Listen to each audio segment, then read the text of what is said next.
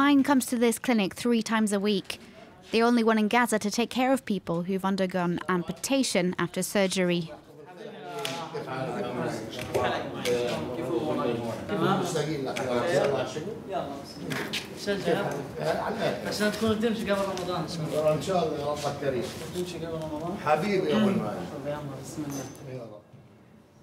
Moain has 7 children.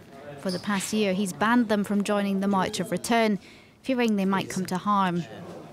He's been just once himself, on the last 14th of May anniversary of the Palestinians' Nakba catastrophe.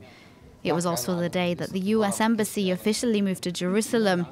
Israel's repression of the protesters killed dozens and injured hundreds. Moain wasn't at the front lines of the protest. Nevertheless, he got shot. When I first arrived at the Shifa hospital, there were already so many wounded people, between 500 and 700 people, and at least 20 martyrs. He arrived at the hospital at 1:30 in the afternoon, but had to wait until late at night for his operation. It was too late. The doctors amputated his leg 3 days later. Many wounded people had priority over me. Their condition was much more critical than mine. These were people with bullet wounds in the chest and the abdomen. They had to undergo surgery as fast as possible. But you know, that's the way things go. It's fate. His doctor condemns the use of explosive bullets by Israeli snipers. In many cases, the initial injury was a simple entry and exit bullet wound, something which causes tissue tearing. But then we realized that these tissues couldn't heal normally because of toxic elements present within the bullet. So the tissue cells died and gangrene set in, and we were forced to amputate.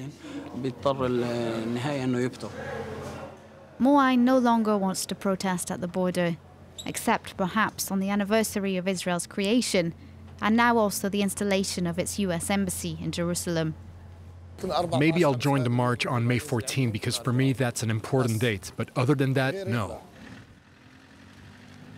Others, though, haven't been put off by their injuries, like the Abu Attaya family. Ayman has been injured 3 times, Khalil once. A bullet went through Mahmoud's foot. Jihad, a police officer, has been shot twice. And they're not alone. Within this family in Gaza, no less than 20 people have been injured during the March of Return. 6-year-old Mohammed is one of them. He was hit in the ear by a tear gas bomb. Injured or not, every Friday they go back to face Israeli soldiers, even if it means hobbling there on crutches. If I don't go and my son doesn't go either, who will go? Who's going to get the message to the world? Self-sacrifice isn't a big deal. The message has to be sent by whatever means possible, to remind the world that we have rights.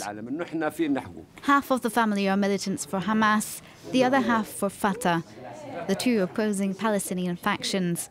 What unites them in protest? Worsening living conditions in the Gaza Strip. The Israeli-Egyptian blockade means citizens must go without essential provisions. I don't receive my salary because of the blockade. Every 40 or 50 days, I get not even 40% of my salary. It makes up less than 200 euros. It's crumbs. You can't even buy a T-shirt, a pair of trousers or shoes. Jihad collects the shell casing from tear gas bombs to make crutches. But a year after the launch of the movement, Israel doesn't seem ready to cave to Gaza residents' demands. Tensions at the border could continue for some time. No date is fixed for this Great March of Return. It might continue years and years.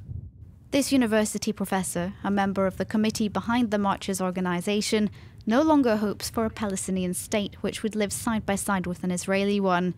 He backs a one-state solution for both peoples, a state that would stretch from Jordan to the Mediterranean and would be called Palestine.